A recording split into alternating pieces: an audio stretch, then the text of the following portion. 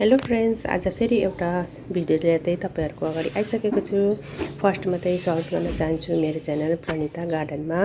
साथै अब मेरो च्यानलमा जो जोडिसक्नु भएको छ उहाँ साथीहरुलाई धन्यवाद पनि दिन चाहन्छु। आजको मेरो प्लान्टहरु अब जुन सकुलेन्ट प्लान्टहरु छ त्यसलाई अब जुन हामीले फाल्तु डिब्बाहरुलाई युज गर्न सक्छौं भन्ने विषयलाई राखेको छु। अब हामीहरुले जुन मेरो यो डिब्बा मैले युज गरेको छु, हेर्नुस् यो मेरो सकुलेन्ट प्लान्ट ह्याङ्गिङ प्लान्टमा छ। एकदमै यो राम्रो भएको छ। त्यही भएर पनि तपाईहरुलाई मलाई एकदमै शेयर गर्नु मन लाग्यो। कुनै पनि अब प्लान्टहरु राम्रो हुँदा खुसी मिल्छ, त्यो तपाईहरुलाई शेयर गर्नु मन लाग्छ। त्यही भएर आज तपाईहरुलाई शेयर गरेको। यो हेर्नुस् एकदमै राम्रो भएको छ। अनि यो हेर्नुस् यसरी झोलिएको छ।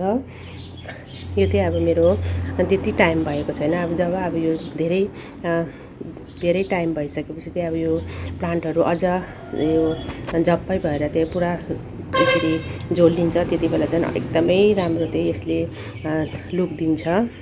हेर्नुस् यो अब मैले जुन डिब्बालाई युज गरेको छु, यो डिब्बा अब जुन हामीहरुले बजारबाट ल्याएर मिठाई दोकानमा जुन पाउँछ, सनपापडी नमकिनहरु राखेर बेचिन्छ जुन डिब्बा, त्यो अब मैले युज गरेको छु। यसरी अब हामीले फाल्तु डिब्बाहरुलाई प्लान्टहरुमा युज गर्न सक्छौं। जस्तै अब जहाँ इच्छा तहाँ उपाय भने जस्तै अब फाल्तु डिब्बाहरुलाई पनि हामीले युज गरेर प्लान्टहरु लाउन सक्छौं। यो जसरी अब मैले लाएको छु, तपाईहरुले पनि यस्तो डिब्बाहरु एकदमै नफाल्नुहोस्। कुनै पनि प्लान्ट लगाइदिनुहोस् अनि त्यसमा मजाले सप्रेर आएपछि एकदमै त्यो पटै नभए पनि एकदम सुन्दर देखिहाल्छ। हेर्नुस् यो एउटा सकुलेन्ट प्लान्ट भयो अनि एकदमै राम्रो यो ह्याङ्गिङ टाइपको छ।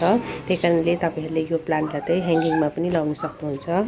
नेक्स्ट मेरो यो सेडियम प्लान्ट, साथै एउटा प्लान्ट पनि छ। यो मैले हालैमा लाएको, यो पनि मेरो सनपापडीको डिब्बा नै हो। प्राय मेरो सकुलेन्ट प्लान्टहरु नै छ, आज देखाउँदै छु। हेर्नुस् यो पनि अब सकुलेन्ट प्लान्टै हो। यो पनि मेरो हेर्नुस् डिब्बालाई देखाउँछु। यो डिब्बा पनि जुन सनपापडीको नै हो। यसरी डिब्बाहरुलाई युज गरेर प्लान्ट लाउन सक्छौं। फेरि हेर्नुस् एकदमै मेरो प्लान्ट पनि एकदम सप्रिएको छ। यसमा मैले मलहरु अब जुन पत्ताहरु हुन्छ त्यसलाई माटोमा मिक्स गरेर हल्का जुन गाईको गोबर हुन्छ त्यो मात्रै युज गरेको छु। तर प्लान्टहरु हेल्दी छ। साथै हेर्नुस् एकदमै राम्रो भएर आएको छ। नेक्स्ट मेरो यो मैले चकलेटको हेर्नुस् देखाउँछु। चकलेटको डिब्बालाई युज गरेको छु। यसरी हामीले फाल्तु डिब्बाहरुलाई प्लान्टहरुमा युज गर्न सक्छौं।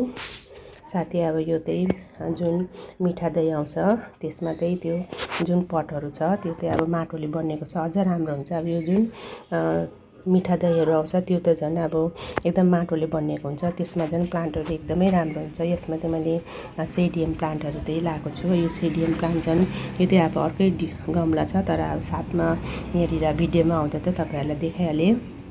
यो सेडियम प्लान्ट अब झन् अब गरम सुरु भयो। यो सेडियम प्लान्टको जुन लिफहरु हुन्छ जति घाममा राख्यौं त्यति एकदम पहेँलो हुँदै आउँछ। साथै फुलहरु फुल्दै एकदमै राम्रो यसको अब लुक देख्छ। तपाईहरुले लाउन सक्नुहुन्छ। यो सेडियम प्लान्ट पनि एउटा सकुलेन्ट टाइपको प्लान्टै हो। हेर्नुस् यसरी तपाईहरुले डिब्बाहरुलाई एकदमै नफाल्नुहोस्। यसरी प्लान्टहरु लगाएर तपाईहरुले एउटा गार्डन गर्ने इच्छा पनि पुरा हुन्छ। साथै घर पनि अब एकदमै राम्रै देख्छ। सानो सानो पटमा कुनै पनि फुल प्लान्टहरु लाउनुहोस्, तर गमलामा आएर तपाईहरुले लाएर तपाईहरुले स्याहार्नु भयो भने अलरेडी अब त्यसलाई राम्रो देखिहाल्छ।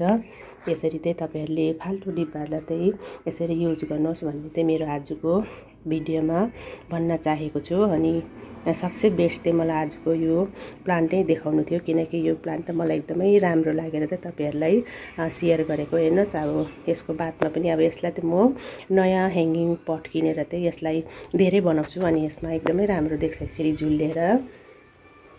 फ्रेन्ड्स, आजको मेरो भिडियो तपाईहरुलाई के कस्तो लाग्यो, मन पर्यो भने लाइक गरिदिनु होला। अनि जो साथीहरु अहिले मेरो भिडियोमा पक्कै नयाँ हुनुहुन्छ उहाँहरूले सब्स्क्राइब गर्नु नभुल्नु होला। साथमा साइडको बेल आइकनलाई पनि टच गरिदिनु होला, किनकि अब जब म नयाँ भिडियो अपलोड गर्छु त्यसको नोटिफिकेसन तपाईहरुकोमा मिलोस्।